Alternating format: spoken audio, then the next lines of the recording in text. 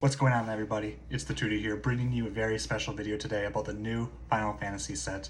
I know many of you may be new to the Magic the Gathering franchise, and I know how exciting it is for you to see your favorite Final Fantasy characters in a popular card game like Magic the Gathering.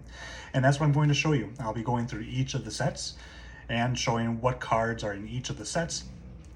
And just as a bit of warning, I played only a little bit of the Final Fantasy VII, so I won't know why some spells are the way that they are. So if you have any idea as to why the flavor of the card is the way it is, please share it in the comments below.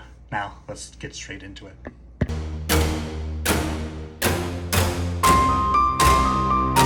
Of course, starting us off with this franchise, we have Final Fantasy I cards.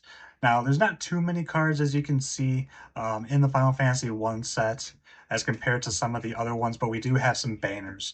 Now, as just a bit of a warning, I'm not going to be going in depth as to if a card is going to be good or not, or some combos you can have. I'll leave that for you guys in the comments below. I'm just here to show you kind of the artwork and also just to kind of go through their effects so you can kind of brainstorm as to why it is the way that it is in the comments below. All right, so like I said, this is Final Fantasy 1, and we're starting off with the mono white cards. This first card here is Slash of Light. It's an instant. Slash of Light deals damage equal to the number of creatures you control plus the number of equipment you control to target creature. So of course, this is going to be an equipment deck, so you'll be able to probably take out like a pretty creature with this card. Next, we have White Mage's Staff. It's an artifact equipment card for one colorless and one white.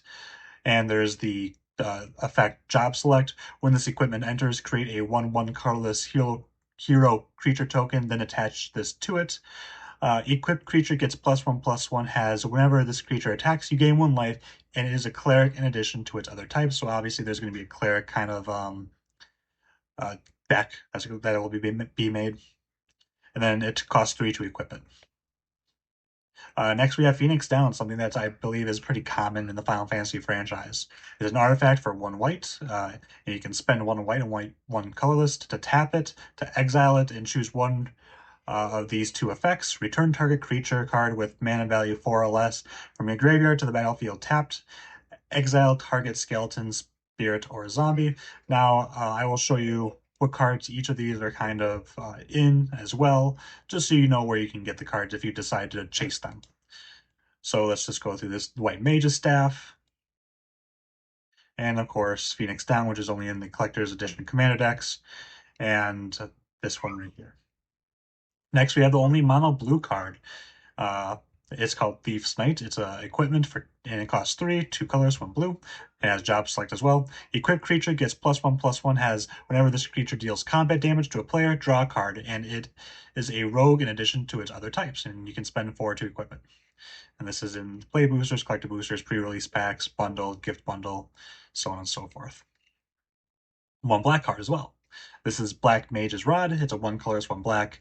With Job Select, equipped creature gets +1/+0, has whenever you cast a non-creature spell, this creature deals 1 damage to each opponent, and is a wizard in addition to its other types. And it costs 3 to equip. So you can take a look at that. And we have 3 Monor Reds. Right here we have Red Mage's Rapier. It has Job Select as well. The equipped creature has whenever you cast a non-creature spell, this creature gets +2/+0 until end of turn, and is a wizard in addition to its other types. And it costs 3. Let me just kind of zoom in here a little bit. It might be just easier just to see the art that way. Next, we have Warrior Sword, which is also Job Select. The equipped creature gets +3/+2, and is a warrior in addition to its other types. It costs 4, 3 colors, 1 red, and has equipped 5. Next, we have Dragon of Mount Gold, which is an ancient copper dragon. Now, if you guys know anything about Magic the Gathering, Ancient Copper Dragon's a very powerful card because whenever this creature deals combat damage to a player, roll a d20, you create a number of treasure tokens equal to the result. Now, for those of you who don't know what a treasure token is essentially each treasure token can be used to cast any colored mana. So let's just say you get a natural 20 on the d20. You'll be able to summon 5 of these swords if you have them. So let's go through these one by one. just to show you where you can get that. Of course, this one's going to be a chase card too, and you can find it in these themes right here. All right, next we have green, and look at these cool artworks.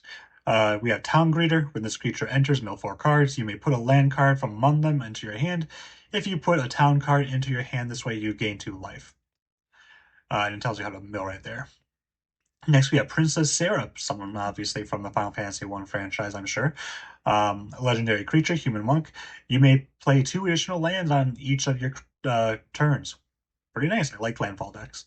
Of course, now we have the best card in the entire set, the Cloud Sea Djinn. No bias right there. Enchantment creature, elemental trample. If you tap a permanent for mana, it produces 3 times as much of that mana instead. Obviously, very powerful if you want to tap 1 and you instead you get 3. That's incredible. So let's just show you what these are in. And I'm sorry if you hear my son in the background. He's a little cutie, but he likes to be loud. That's okay. Oops.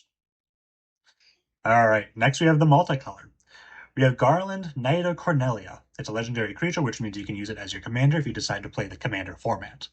Whenever you cast a non-creature spell, Surveil 1, and Surveil is look at the top card of your library. You may put it into your graveyard, and you can spend a total of 7 mana, including 2 black, 2 red, to return this card from your graveyard to the battlefield transformed. Now, there's a backside to this, and this is what it's on the backside. This is when it's transformed. Chaos the Endless. When it dies, put it into the bottom of your library. This is the same exact card, I believe, but it just has different artwork. This is called an extended art, and it can also come in traditional foil as well. Then you have Warrior of Light, which is really cool. I'll read it for you quickly, hopefully. Legendary creatures you control get +X, where X is the number of legendary creatures you control. Whenever you cast a legendary spell from your hand, exile cards from the top of your library until you exile a legendary non-land card with lesser mana value. You may cast that card without paying its mana cost. Put the rest on the bottom of your library in a random order, and it's 5/5. And here's what these are in. And I did it again. And this one right here is just 3 different ones: Collector Boosters Bundle and Gift Bundle. And now let me know if are you guys going to be going to the pre-release? Let me know in the comments below. All right, so now we have artifacts. These are the treasure tokens I was talking about, and this is what you'll get. And these are also some tokens. Or so some effects and some cards can create tokens with certain effects. This one obviously is a 1/2 lifelink Moogle creature. This one's a clue token.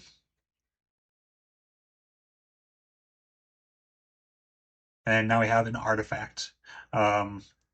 This is a vehicle. It's a flying at whenever it attacks, draw a card, then discard a card. And you have the crew effect right there. Tap any number of creatures you control with total power 2 or more. This vehicle becomes an artifact creature until end of turn. Monk's Fist, job select. Equipped creature gets +1/+0 and is a monk in addition to its other types. It costs 2 to equip. Next, you have World Map for 1 colorless. Sacrifice this artifact, search your library for a basic land card, reveal it, and put it into your hand, then shuffle. Or you can pay 3 to sacrifice this artifact, search your library for a land card, reveal it, put it into your hand, then shuffle. All right, and these will be in this right here.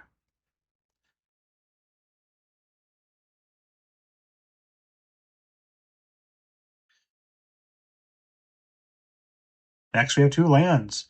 We have the Starting Town. This land enters tapped unless it's your first, second, or third turn of the game, and you can tap to add a colorless, or you can pay 1 life to add 1 mana of any color, and these will be available in pretty much everything. And then you have the basic land mountain, which is really cool that Final Fantasy I has land representation, something as important as a mountain. So you have that, and just so you know, that mountain can help pay for red, which are this symbol right here.